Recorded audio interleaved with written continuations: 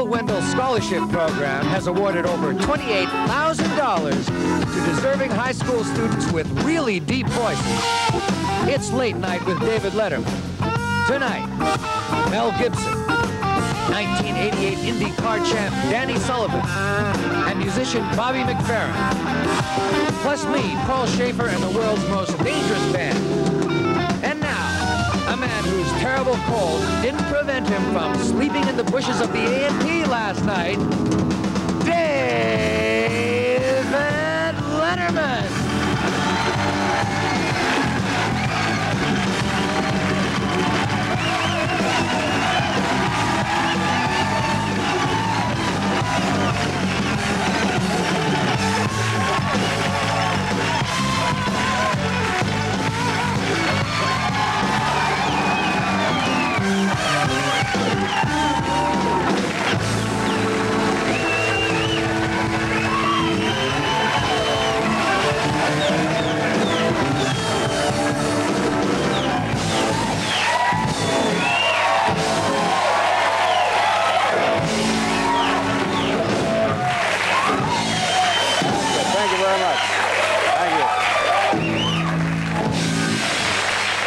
Thank you, ladies and gentlemen. Thank you so much. Please, please vote for me in November, won't you?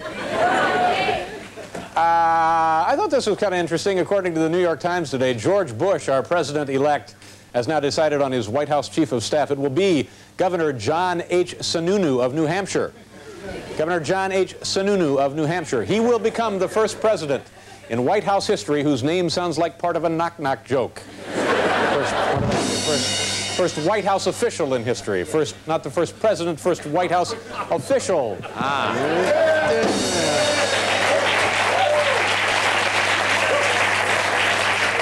I've been out here less than a minute and I've screwed up the first joke. He will become the first White House official in history to be part of a knock-knock joke. Oh, never mind.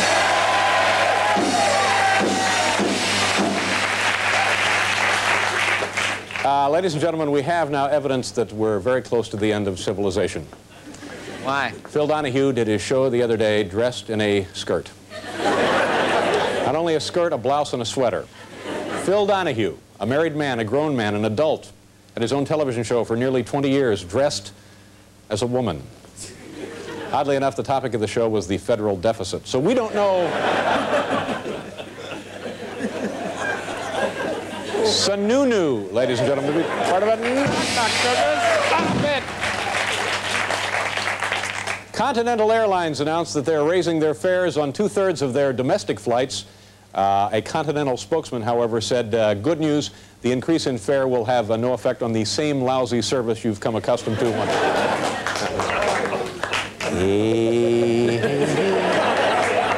Continental employees, is that what it is? Oh, this is staggering. I hate to bring this bad news to you, but the canned food industry has been jolted. Paul, they've been jolted, the canned food industry. Oh, my goodness. Yeah, oh, my jolted goodness. by a major scandal yesterday in a simple ceremony in Oregon. Dinty Moore married his 13-year-old cousin. It's true. It's absolutely true. And you can see how an announcement like that would jolt the canned food industry.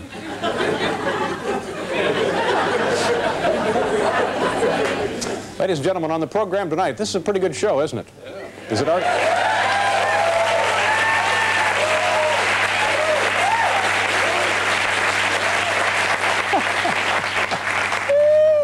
Who told him? Who told him? On the program, Bobby McFerrin. Is he here? Yes. Yeah.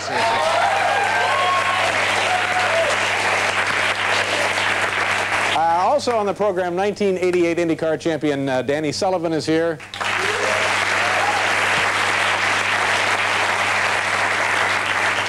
Interesting, I was talking to Mr. Sullivan before the telecast, and he looked at me and he said, you know, Dave, it's good to be young and go very, very fast. I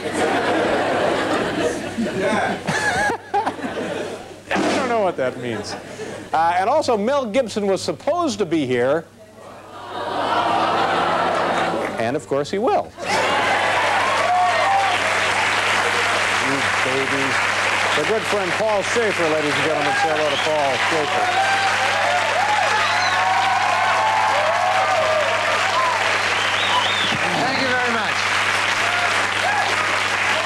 Thank you. Let's try something. What? Knock, knock. Knock, knock. Knock, knock. Knock. Who's there? Sununu. Sununu who? See? See. He does sound like a knock, knock. Oh, brother, I'm exhausted. I was up watching Winds of Remembrance last night. Winds, look out, there it is. This is the big blockbuster on ABC. It cost them $160 billion. Winds of Remembrance. Did you see it last night, Paul? I missed last night's Unbelievable. episode. Ally McGraw and Larry Hagman were driving the atomic bomb cross country. They had been snooping around out there in New Mexico, the Manhattan Project, and they loaded it up into her station wagon and were driving it to Washington. Wow. What episode was that? What episode was that? Episode number 2, 3. And it runs... Number 2 of 78 episodes. Runs now through Labor Day. Yeah. Winds of Remembrance, ladies and gentlemen. Over there on ABC. I'm so annoyed. I'm so annoyed. I'm so annoyed. I may not even tell you what I'm annoyed about because I've whined about this for months and months and months now. Paul, you know it takes me a long time to get to work. Absolutely does. Well, you live out in Connecticut. Was I not supposed to say that? Everybody knows. Tell everybody. Everyone. Why not give them the address? Well, I don't know they do. Everybody knows you live, but anyway. Everybody knows, and they're parking their RVs in the yard now, too. But so now, and you would expect when you live in a different state from the state you work in, you would expect naturally a certain amount of commute time. But today, a portion, a certain leg of the commute, guess what it took? From the West Side Highway to 7th Avenue. Now that's like 6 blocks. Oh, just to get the 6 blocks one leg, off the highway over to 7th Avenue? I don't know. How long did it take? So take a guess. I bet you it took a half an hour. Yeah. It's not supposed to. It should take 5 minutes. Look at my stuff before the show. No, I did. It took a half an hour, and it is so maddening. The traffic is just clogged, and it'll only get worse. We're right in the middle of autumn, ladies and gentlemen, and if you haven't been able to enjoy the lovely foliage, here's a little of what it looks like.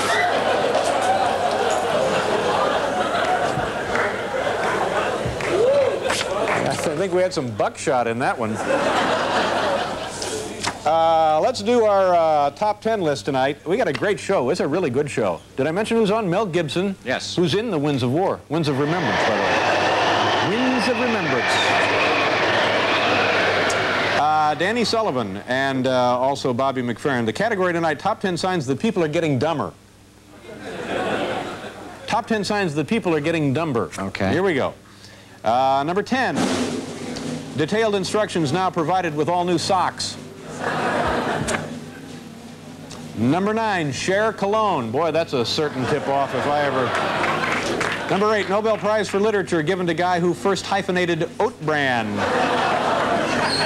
Number 7, quail mania. Number 7, quail mania. Number 6, Japanese successfully marketing a TV set that's just a cardboard box with a picture of Fess Parker inside. Number 5, Disney gave me lots of money for movies I have no intention of making. Number 4.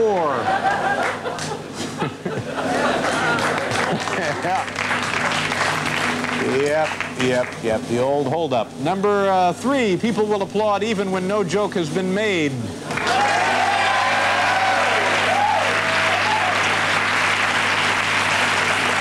Presidential seal now reads, I'm not going to pay a lot for this muffler. And the number 1 sign that people are getting dumber, I'm still on the air.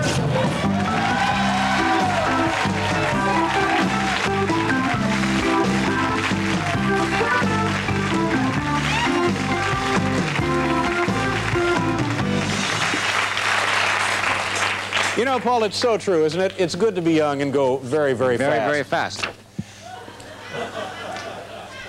Recently, ladies and gentlemen, our show was broadcast for the first time on ATN. That's the first NBC affiliate in the land of Australia. Now, with that in mind and the fact that Mel Gibson is on our program tonight, our own piece-through dramatization players thought this would be the perfect time to salute Australia with a little play they call Wool and Wombats, The Wonder Down Under. Kids?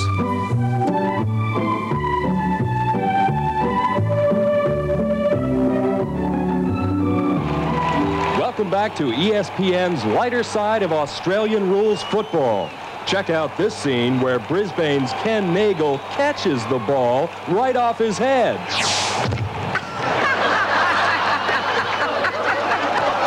He's been knocked unconscious. How funny. Oh, and I see here that Crocodile Dundee 2 is coming to cable this spring. Yes, we certainly can thank our friends, the Australians, for a lot of pleasant memories. Australia. What's the big deal about crummy Australia? Oh, Tommy, you don't mean that. Yes, I do. In fact, I wish there was no Australia. Hi, Tuffy. Hi, Tuffy. How you doing, buddy? Okay. Sorry about the spaying job. All right.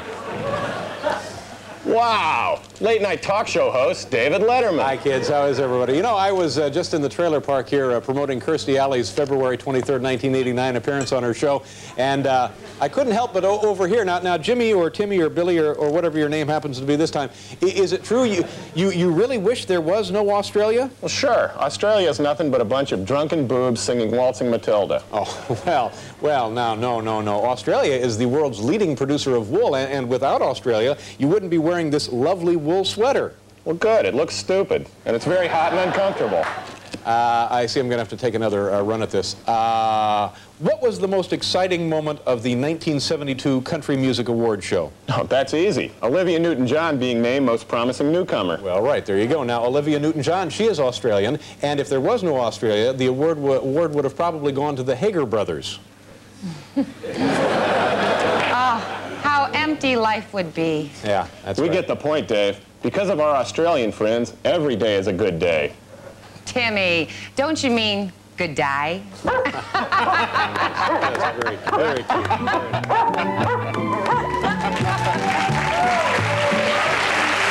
Quiet in here, isn't it? Quiet. That was great. Nice job. I really enjoyed that. Thank you very much. You know, thank you. Excuse me a second. You guys have been together for years and years. I think this was one of your finer efforts. And by the way, whose idea was it to have the giant hot dog in the little troupe? I thought that was brilliant. We didn't ask him to join. Huh? We thought it was your idea. No, it's not my idea. I have nothing to do with this. No, it wasn't. Hey, wait a minute. Hey, get it. Timmy, get it. Timmy. Tuffy. Is it Tuffy or Timmy?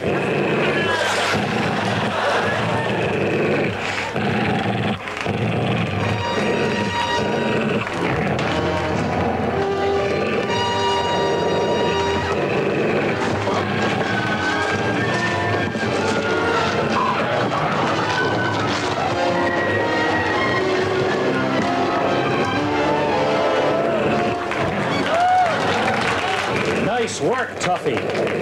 We've been after this one for quite some time.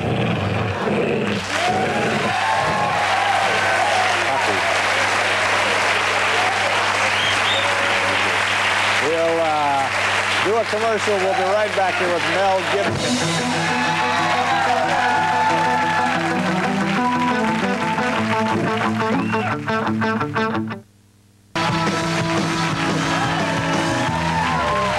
Thank you very much. I'll go back to the show. The dog's name was Tuffy. I inadvertently called the dog Timmy. I hope that did not detract from your overall enjoyment of the presentation. I made a mistake. I called him Timmy. Called him Timmy 2 or 3 times. Actually, Tuffy. Actually, his name was Tuffy. What's the confusion now? We have a very important movie star about to come out, and what's the problem? What is it, Al?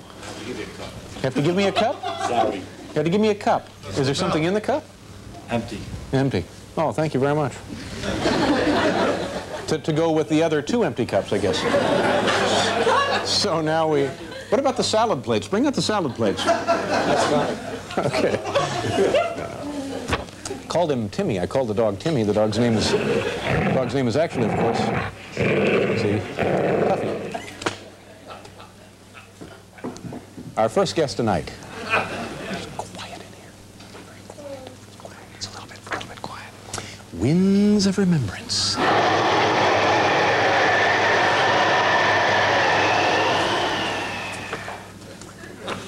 Our first guest tonight is a talented actor whose films include The Road Warrior, The Year of Living Dangerously, and Gallipoli. His new film, Tequila Sunrise, opens early next month. Ladies and gentlemen, please say hello to Mel Gibson. Nice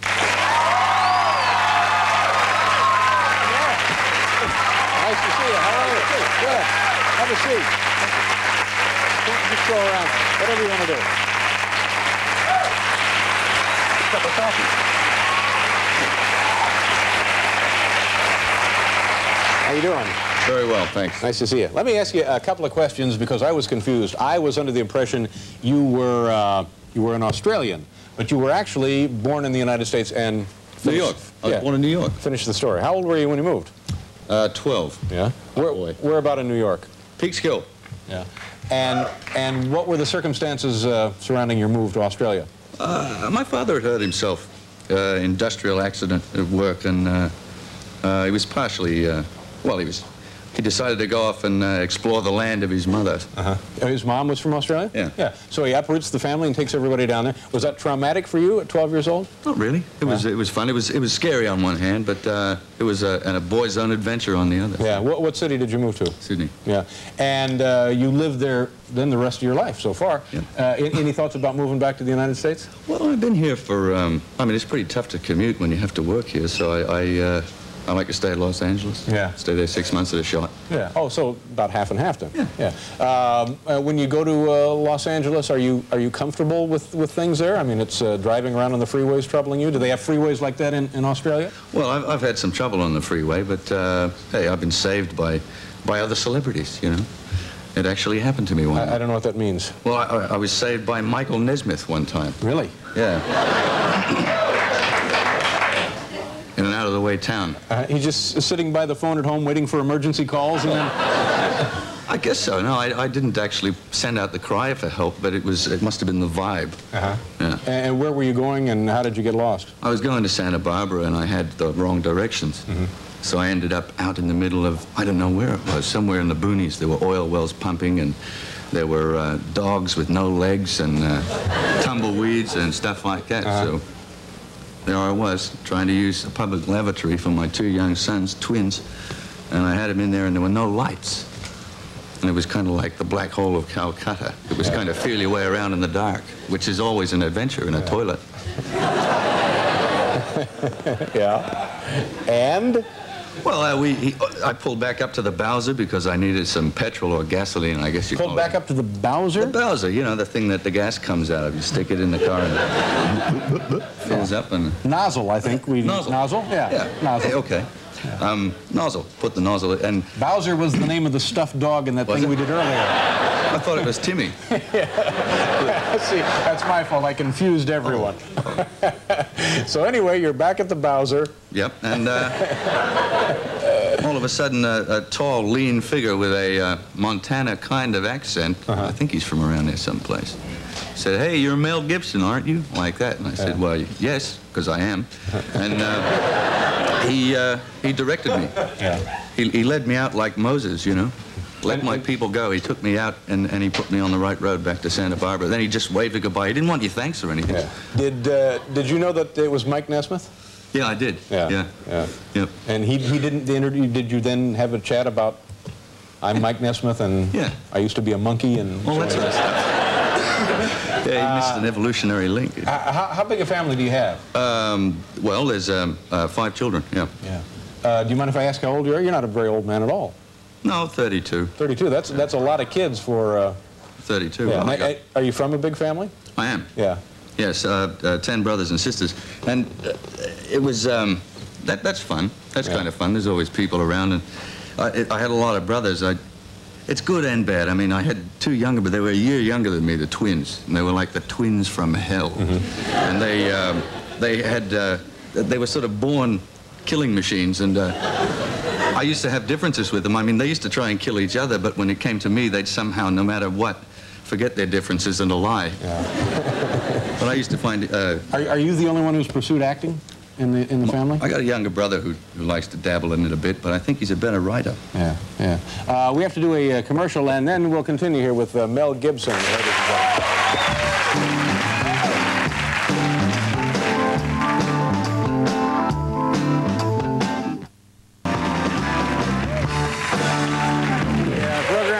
Gibson is here. Are they going to make any more Road Warrior movies? No, I think we put that guy to bed. 3 of them, right? Yeah, 3 of them. Yeah. Which was the favorite for you? The middle one was. I think it was the purest, and it was the most fun to watch. Yeah, the last one that we saw was with Tina Turner, right? Yeah. And the first one was... a long time ago. Yeah, yeah. And the one you're doing now, Tequila Sunrise, what is that? That's an interesting kind of story. It's about a drug dealer, a policeman, a pretty girl, and a Sounds situation. like a movie. Sounds like a real movie. Yeah. And you're also going to, there may be one about automobile racing. Did you meet Danny Sullivan? I did. Yeah, we talked about that. I don't know. It might happen, it might not. Did he happen to say to you, it's good to be young and go very, very fast? He didn't say that, but he did say to me, or I said to him that I had a deal with a film company, but and they gave me lots of money, but I wasn't going to actually do the film. Good for you. Yeah. Good for you. It's a good way to operate. Now, you mentioned to me that you may or may not be able to do for us a magic trick. Well, it depends on if you want to see it. I mean, it could fail. No, we do want to see it. We want to see it.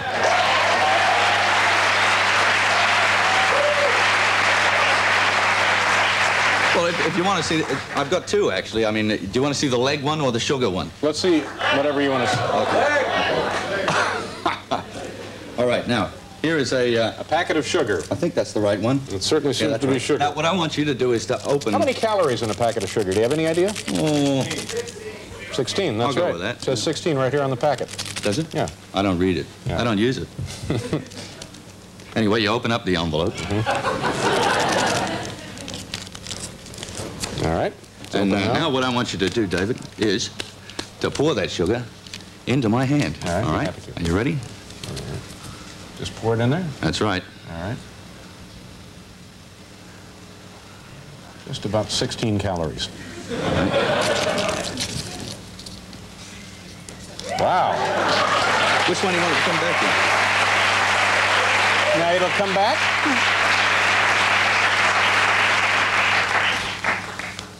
Hey. Pretty good. I learned that from a guy called Jason the Uncanny. Jason the Uncanny. Now, that's pretty good. Now, I guess I can't ask you how you did this, but it obviously went somewhere for a few minutes and then came back. How did I get this job? I'm sorry. Yeah. All right, now, do you want to try the other one since this one went so well or not? Oh, well, hell, why not? I mean, this one is... need a little assistance. I'll need a little assistance here. You like that T-shirt? It's wild, isn't it? What does that say on the back of it? Oh, I don't know. Quicksilver. Quicksilver. What does that mean? This is a good one. I'll just... the band can assist if they want, but I mean, it's basically kind of, you know... Yeah, you know, that stuff. Okay?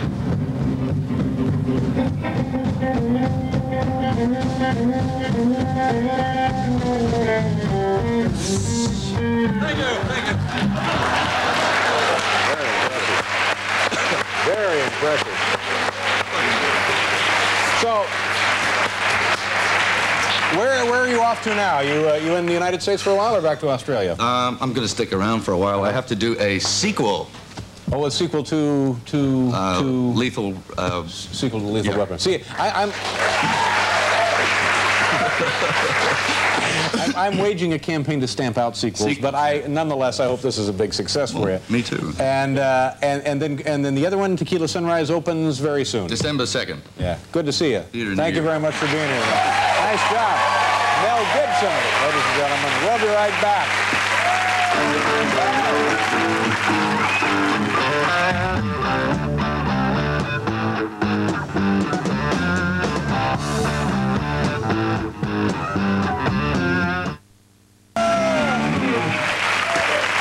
Thank you, Paul. In this half hour of the program, it's tomorrow night. Tonight, Danny Sullivan will be here, and singer Bobby McFerrin will be joining Paul and the band. Tomorrow on the program, Tom Selleck will be here, comedian George Carlin, and musician David Sanborn. Yes. Now, let me ask you a question, ladies and gentlemen. Is something wrong with tonight's offering? That's Tom Selleck tomorrow, and comedian George Carlin, and David Sanborn. Tom Selleck, George Carlin, David Sanborn. You know, last week, ladies and gentlemen, I had a terrible, oh, geez, it just gives me the shudders to recall this. I had a terrible head cold. And by the way, thanks for all the cards and letters. Nobody. Anyway, after this terrible cold and sore throat lingered for about a week, I decided to pay a visit to an ear, nose, and throat specialist at New York Hospital. Join us now, won't you, for a few minutes of rare medical insight. Okay, Dr. Schley, I'll be with you in a second here. Let me just finish filling out the form. Good. Anthrax. Now, is that with an X or CKS? Anthrax. You know? With an A. A-N. Just a little joke. All right, I'll tell you what the problem is. For the last week, I've had this white, hot, burning, very unpleasant sore throat. And I'm losing my voice now. And my head, well, frankly, between you and me, since you're a doctor, I can talk to you this way. It feels like my head wants a bus opened. I tell you, if you'll uncross your legs and put your feet on See, that's the other symptom. I can't uncross my legs. I can't stop. Let me wear one of those during the examination. Do you have a spare one? I'll do that again. Oh, Jesus! What are you doing? Oh, my God! Let me take a look at you. Here, let me tell you something. Yeah. After you check my throat like that, pull out the stick and say, "Ooh, you're a quart low." It'll be a lot of fun.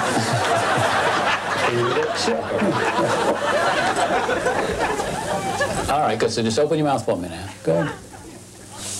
And say, ah. Ah. Very good. Ah. Good. Once again. Ah. Mr. Letterman, looks like you're about a quart low. That's great. That's great. Nicely done. Okay, good. I'm going to wash your nose with a little salt water now. Well, how do you work that? Just like that? Yeah. Now, put your thumb on the back. Out it comes. Oh, that's not bad. I can live with that. Yeah, we're going to do the living room pink. And then when we get to the bedroom, it's going to be a kind of an opera. This is a fiber optic light source. You can see the light comes out of the end of it like that. Yeah. Just going to have a look in your nose with that. Beautiful. Boy, you are nuts. He's looking up the inside of my nose, and he actually said, "That's beautiful." Well, your family must be terribly disappointed. Okay. Let's say You say what? E. I'm not going to say that. All right, take it out of there. Good, James. Good. Good. Jeez. Woo! You wash these things periodically, don't you? Well, Mr. Letterman, I can see the back of your throat. It is inflamed back there. Well, I kind of suggested that when I walked in here. Yeah. You know, we might take a throat culture and see if you have any bacteria. Okay, all right, let's take the throat culture. Say, That's good. I can get a good look down in your ear now. Mm-hmm. And using the microscope, I can see your ear. Mm-hmm. Fine. Good. Everything else nice and clear. Yeah. Malaria, maybe not malaria. Doesn't look like malaria. Could I have a couple of Q-tips? I'm sort of low at home. And maybe a few more, actually. Just, can you spare a fistful? That's great. Thank you very much.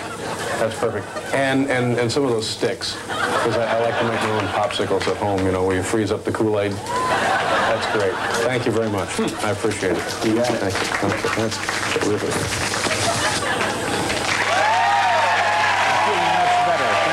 We'll be right back here with Danny Sullivan.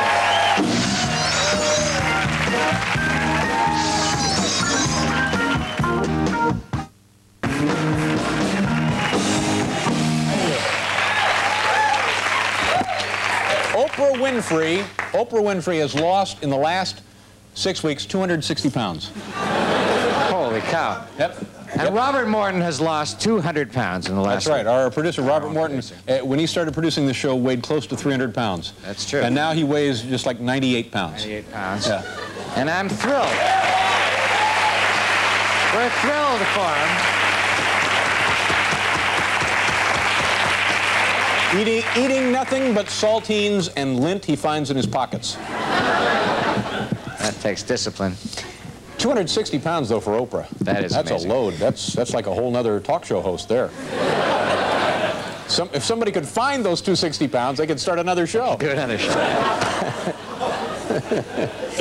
Maybe not. In his last 5 years of racing, our next guest has won more than $4 million. 1988 has been his best year ever, and 2 weeks ago he was named the IndyCar World Champion. Ladies and gentlemen, welcome back to this program, Danny Sullivan. Pleasure to see you again. Come on over here.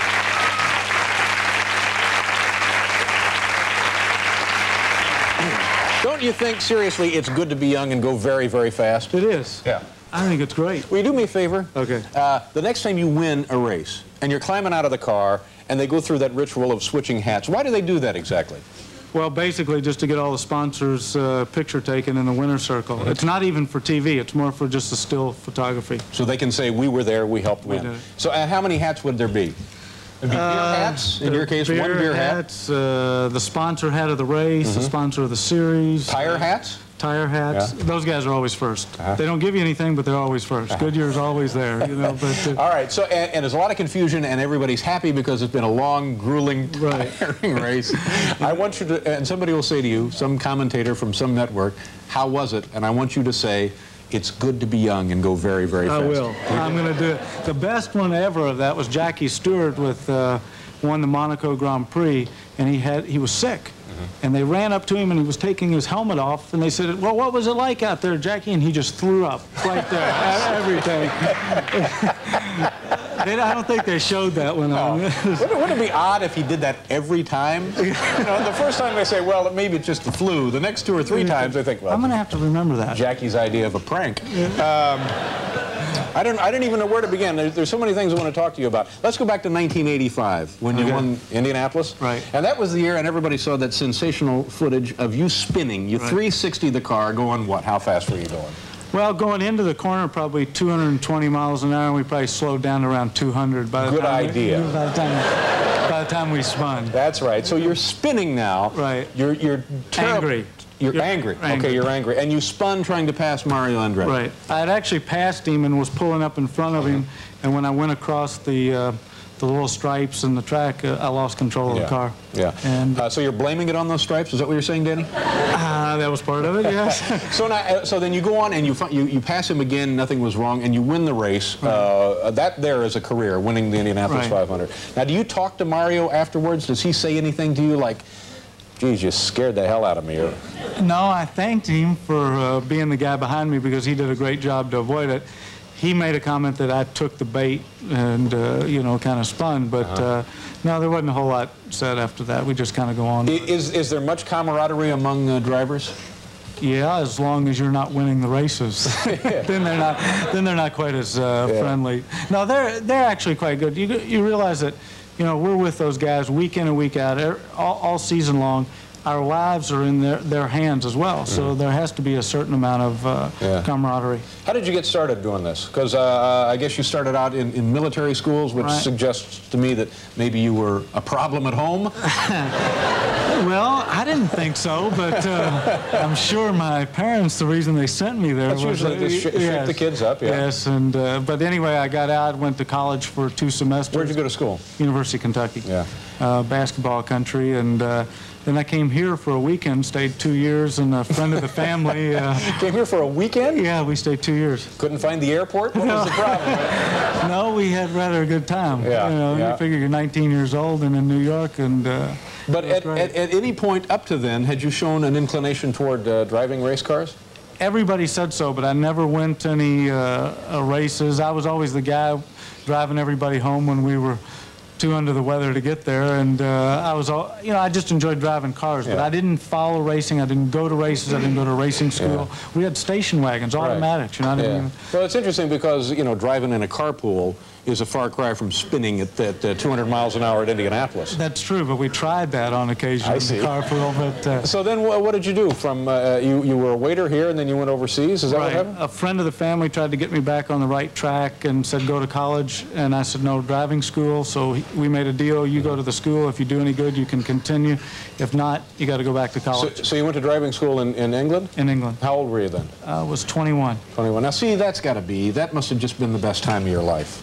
It was awful good. I mean, you know, you're starting off, you got, we had no money, but it was fantastic. And all of a sudden I fell in love with what I really wanted to do, which was drive cars. Then did you race in Europe for a while or just go to school there? 7 years. And what kind of cars were you racing there? Little Formula cars. They look like the Indy cars, but Formula Fords, Formula 3s, Formula 2s. And, who were the guys you were racing with then that may have gone on to success in Formula 1? Alain Prost, Keke Rosberg. These are all guys in Formula 1 that went on to be world champions. Alan Jones, Mario Andretti, those guys all came over at various times. Did you ever think to yourself that maybe you'll just stay over here and finish your career in Europe? Or?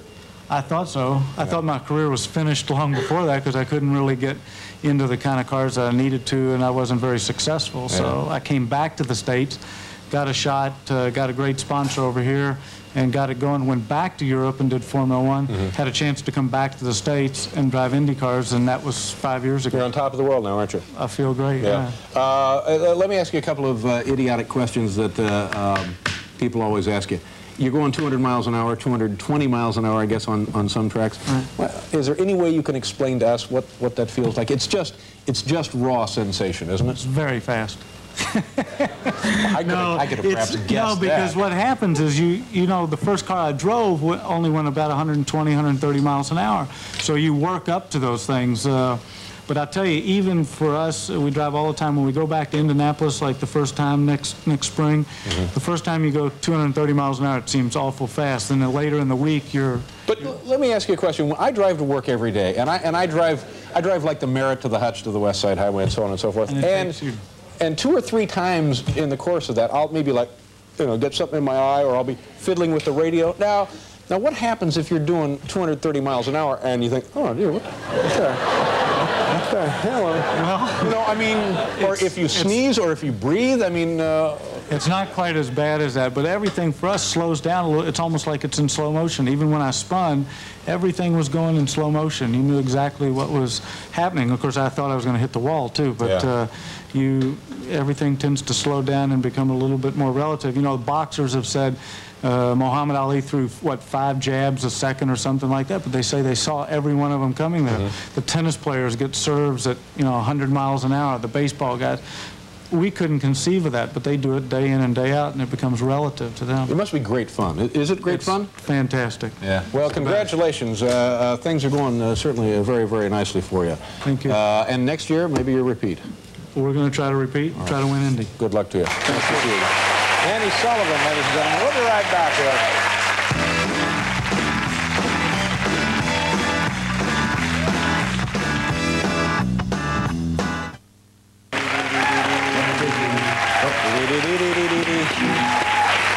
I called the stuffed dog Timmy instead of Tuffy. I know. If it weren't for that, this would be a perfect show. And otherwise, it would have been perfect. I was shocked, actually. Stunned, weren't you? Stunned when you made that. Our next guest had a huge hit this summer, which can be found on his new album right here, entitled Simple Pleasures. Ladies and gentlemen, please say hello to Bobby McFerrin.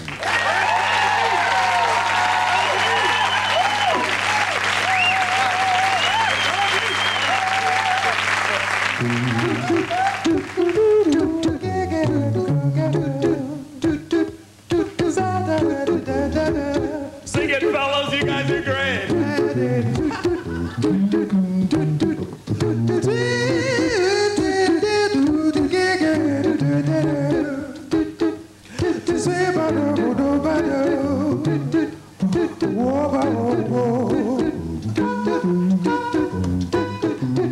Here's a little song I wrote. You might want to sing it note for note. Don't worry. Be happy. Yeah, right. In every life we have some trouble. When you worry, you make it double. Don't worry. Don't worry, be happy now.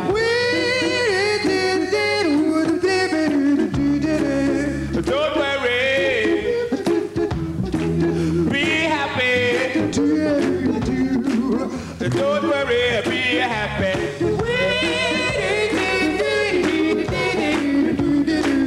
Don't worry, be happy. Don't worry, be happy. Ain't got no cash, ain't got no style, ain't got no gal to make you smile. Don't worry. Be happy. Hey, don't worry, be happy. 'Cause when you worry, your face will frown, and that will bring everybody down. So don't worry.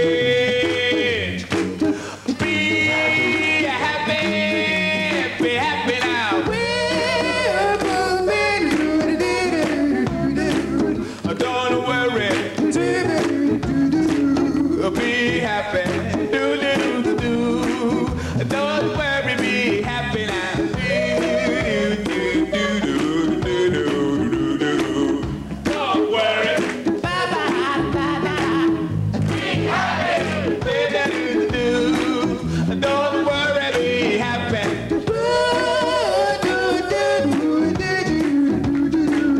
Don't worry. Be happy.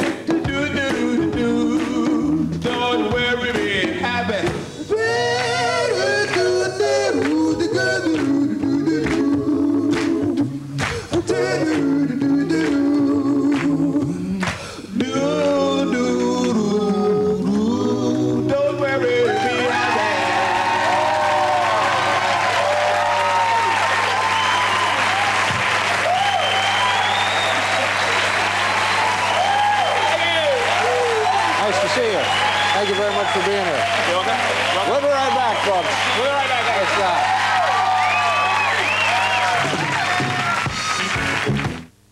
All right. Nice to see you. Again. Thank you very much for being here. You're welcome. Thank Sounded you. nice. Doing a lot of business, right, the album? I'm doing a lot. The album is doing a lot. It's wonderful to be here with you today. It's great. Nice to be here. That's it. We're done here tonight, folks. We'll be back tomorrow night with Tom Selleck, George Carlin, and David Sanborn.